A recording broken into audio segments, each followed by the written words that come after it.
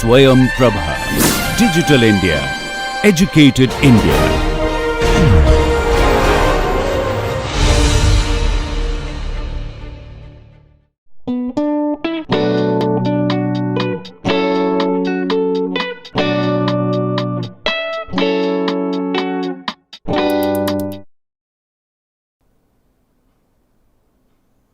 Hello, in this lecture I am going to continue the discussion on the phenomena that we observe on the rotating earth. As we have seen already that earth being a rotating frame sets up cyclonic circulation, that is what we have discussed in the last lecture.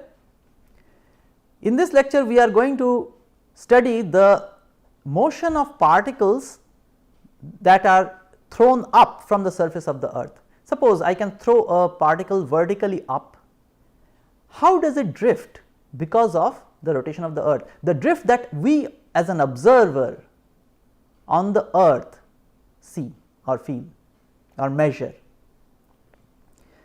The second thing that I am going to discuss is the Foucault pendulum, which was actually used to demonstrate that the earth really spins about an axis.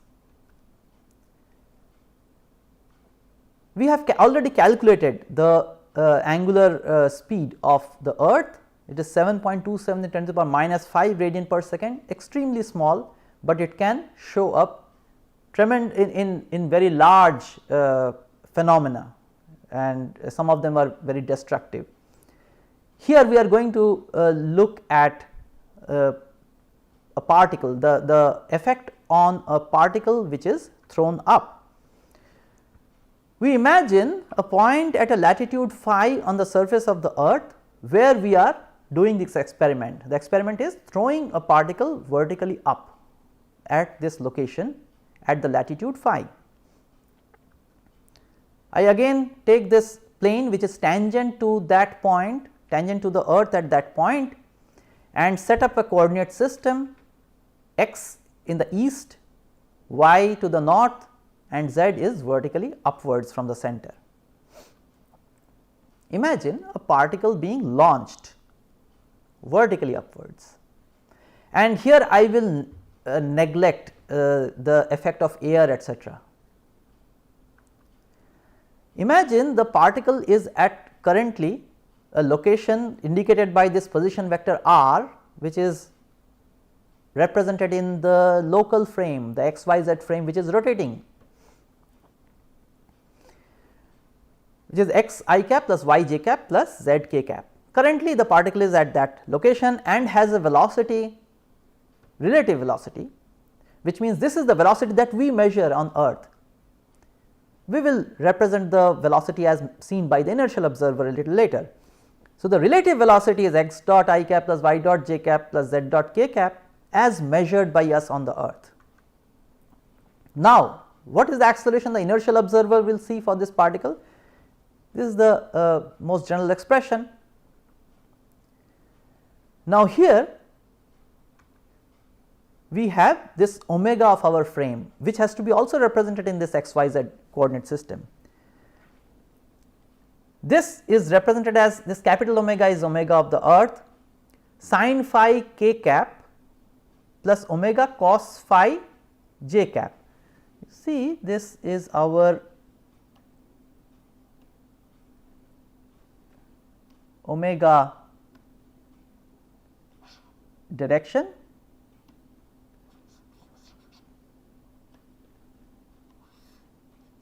vertically up, and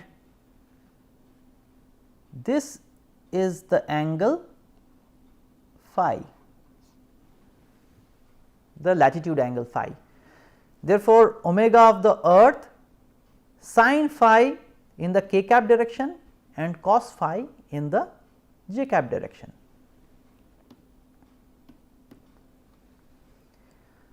Acceleration of point O, now this center of this plane, center of the plane which is O, where the observer is fixed, where we are there, we are measuring the or observing this particle.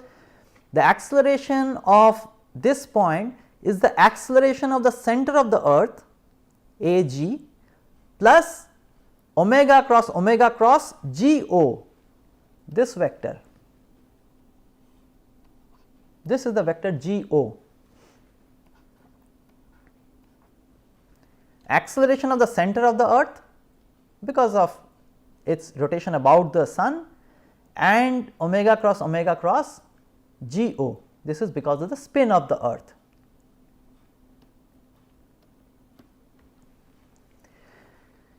And what we will do is, we are going to drop that acceleration of the center of the earth moving around the sun, we will drop that.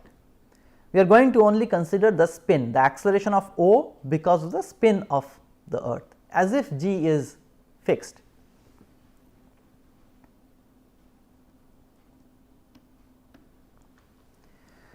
Now, if you use all these expressions in the acceleration of the particle, inertial acceleration of the particle, then you will get this very complicated expression.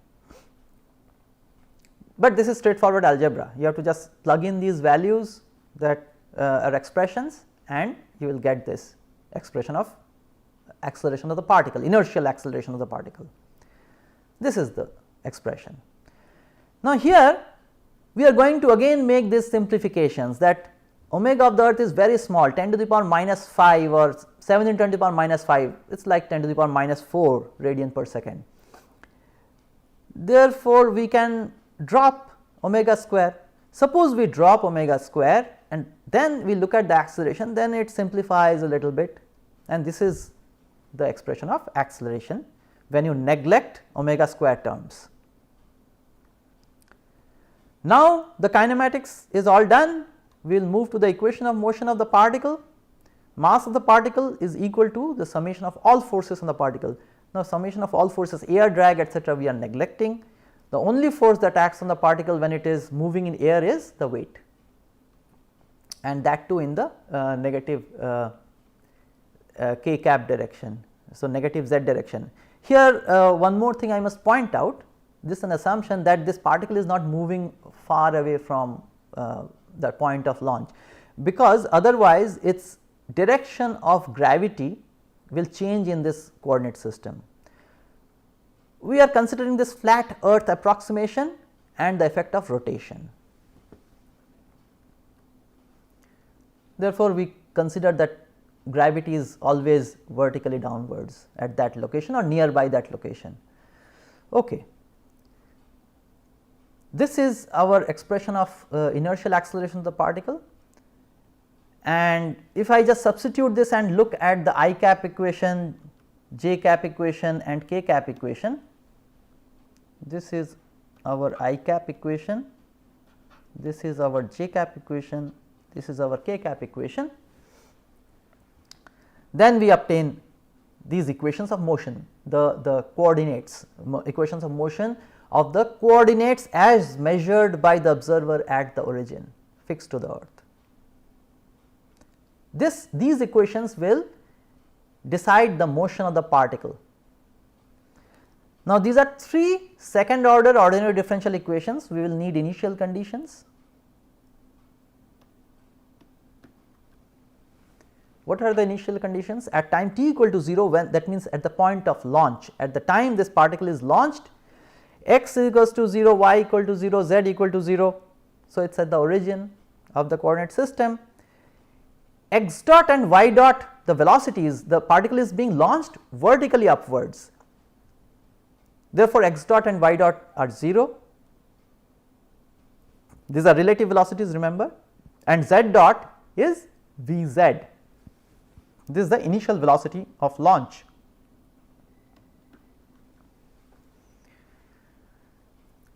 So, these are my equations of motion and the initial conditions, I have to integrate. Now, if I integrate equations 2 and 3 and substitute in 1, what am I doing?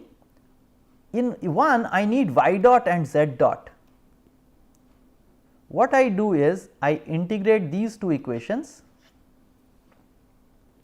once with respect to time, and that can be integrated because I have this phi as constant, omega, these things are all constants. Therefore, I can easily integrate equations 2 and 3 and obtain these integrals using the initial conditions. Remember, we have to always use initial conditions, and you can check that at t equal to 0 when x is 0, z dot is v z, and when x is 0, that means at the origin y dot is 0.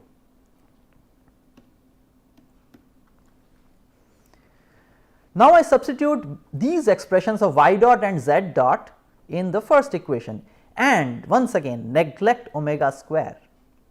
If I do that, I obtain this expression of x double dot, which I can integrate.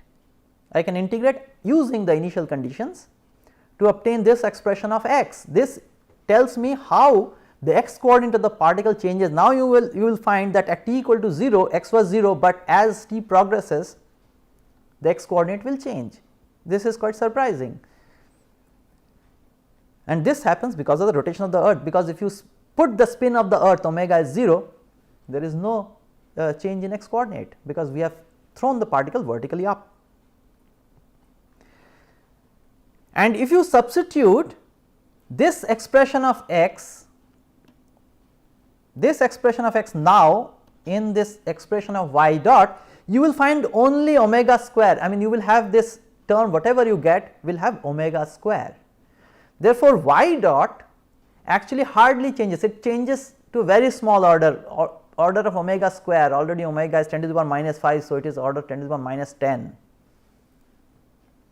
So, that is quite negligible. Now, substituting this in z dot, now this also can be substituted here in the z dot expression, and again neglecting omega square terms, you will finally get, this is quite surprising, that z dot follows the same dynamics as as we normally use for projectile motion. The correction comes in omega square. Therefore, our z, the motion of the particle in the vertical direction follows our usual expression, which is initial velocity times t minus half g t square. But what is now interesting, the new information that has emerged is this,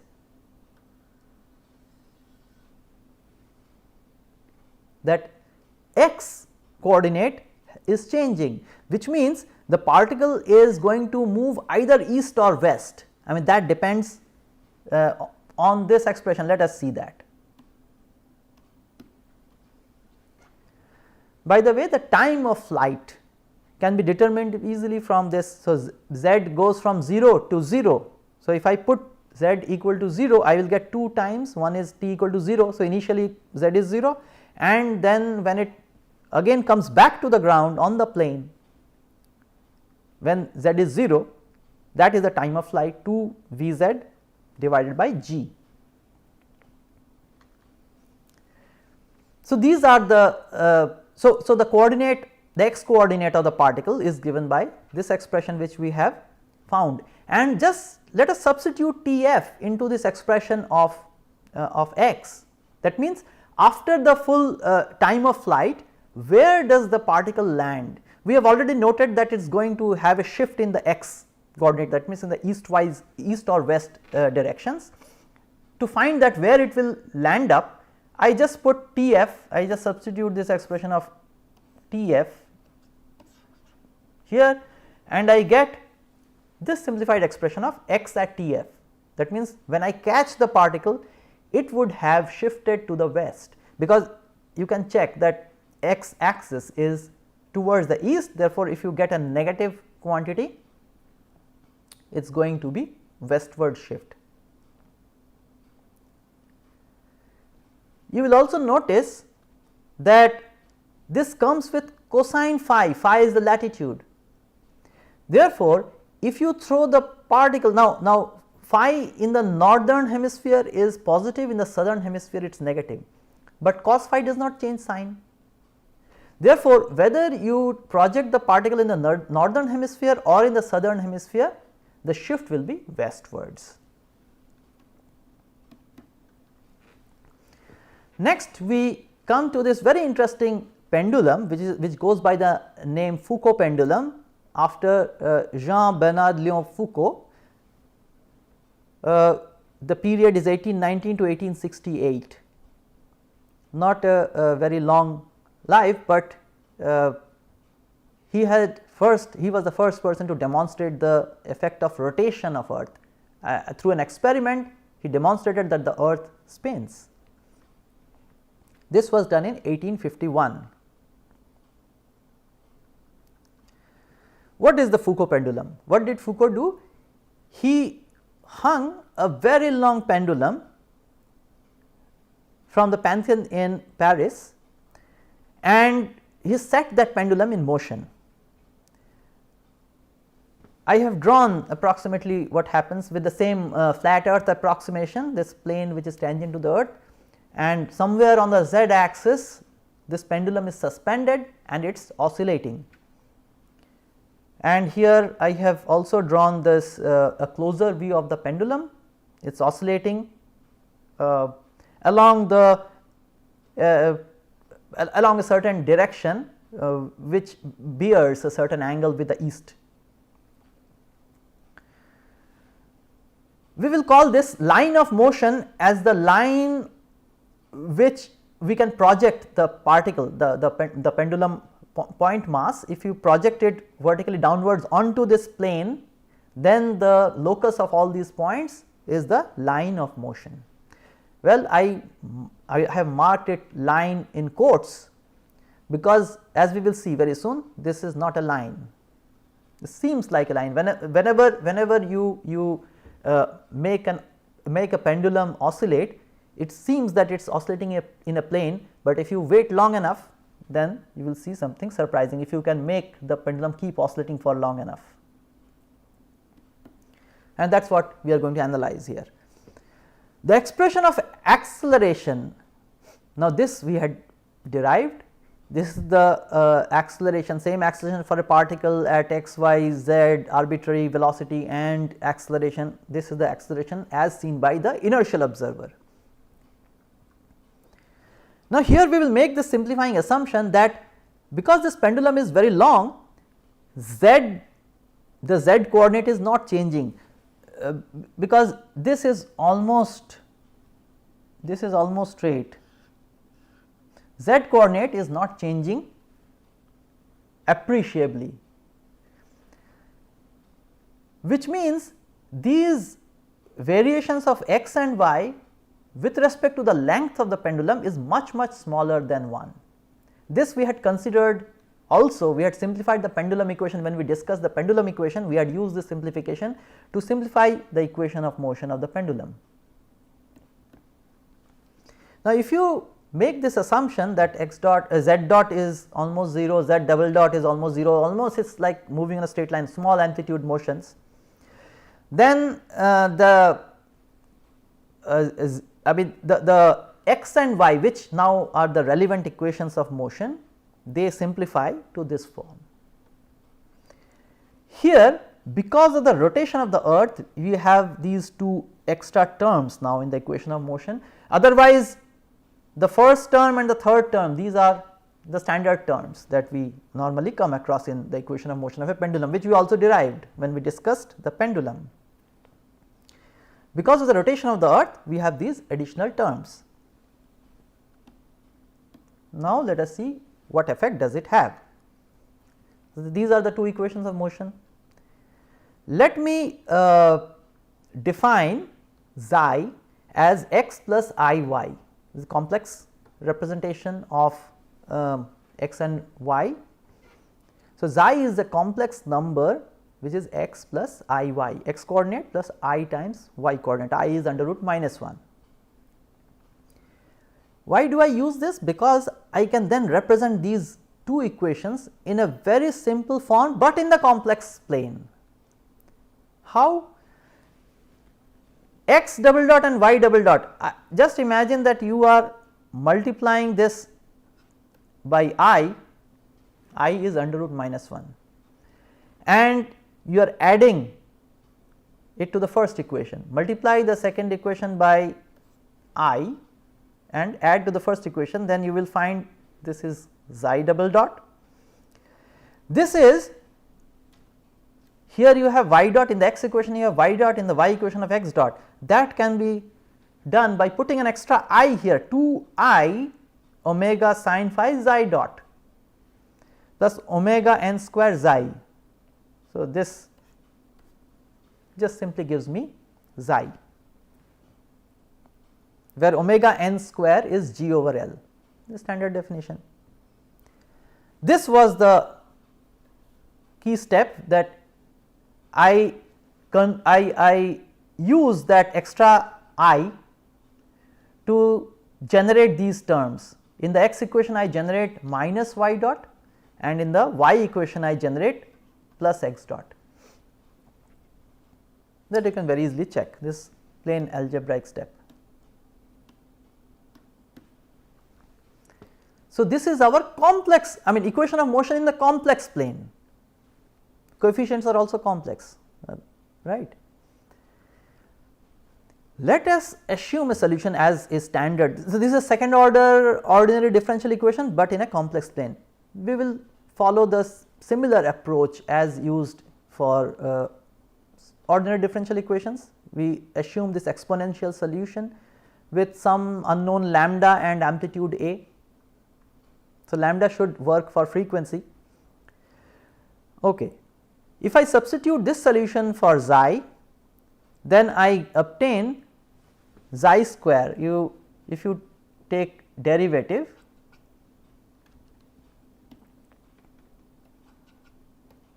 so xi dot is I lambda A e to the power I lambda t, and similarly you can find out xi double dot as minus lambda square A e to the power I lambda t.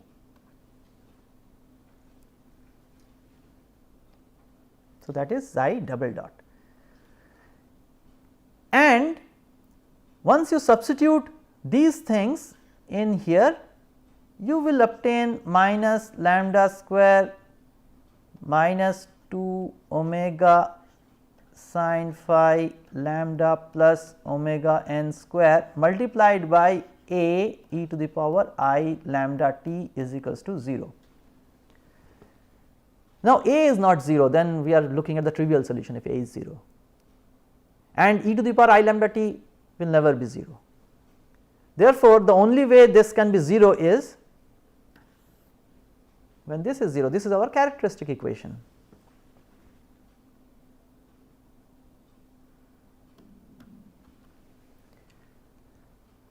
This is a quadratic equation, we solve for lambda and we again drop capital omega square, the spin of the earth. We make some approximations and come to this expression. This is the expression of lambda. You get minus omega of the earth sin phi plus or minus omega n, which is the frequency of the circular frequency for the pendulum. Now, with this expression of lambda, we are going to substitute back. There are two solutions. We are going to substitute back in the expression of xi and write down the most general solution like this. A and B are arbitrary constants, complex in general. Therefore, you have this as your solution. Here you will notice that because this plus minus lambda which has come in, you have, because it will be superposition of these two solutions. What are the two solutions? E to the power I lambda 1 t with, let us say, lambda plus t, and e to the power I lambda minus t. that means lambda taken with the negative sign and lambda taken with the positive sign. So, a general superposition of these two solutions is a solution, and in lambda plus and lambda minus this part is common, minus omega sin phi. So, that comes out as common and rest of it goes in the brackets. So, that is the superposition. Now, if you think about it, then the final solution of xi has this structure. It has a multiplying exponential, I mean see, this is what is the new thing that has emerged.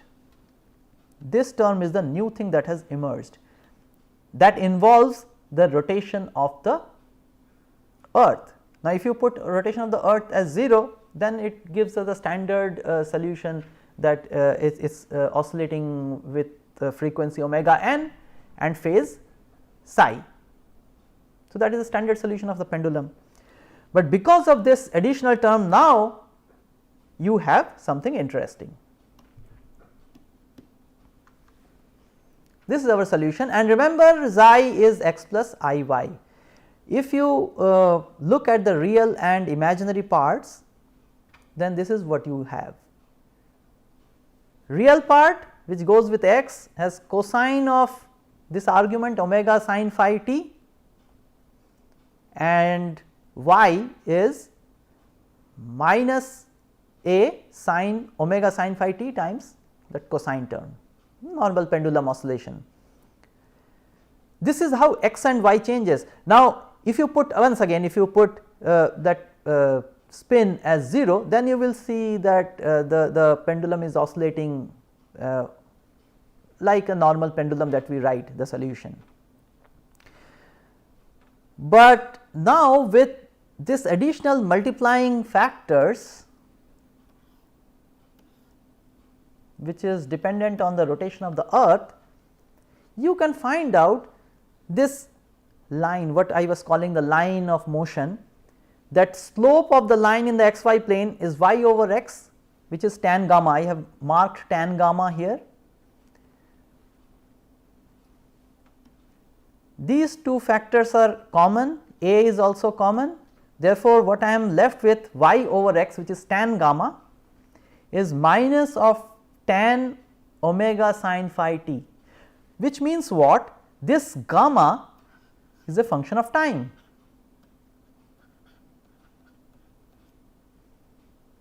Gamma is a function of time. So, you should be able to find out what is gamma. From here we can find out gamma, and it turns out that gamma is minus omega sin phi t, straightforward. Therefore, this what we are calling line of motion is no longer a line, but its slope is gradually changing with time there, and you can find out that rate of change of that slope. It is minus omega sin phi, and remember, this is nothing but the rotation of the earth at that location perpendicular to the plane.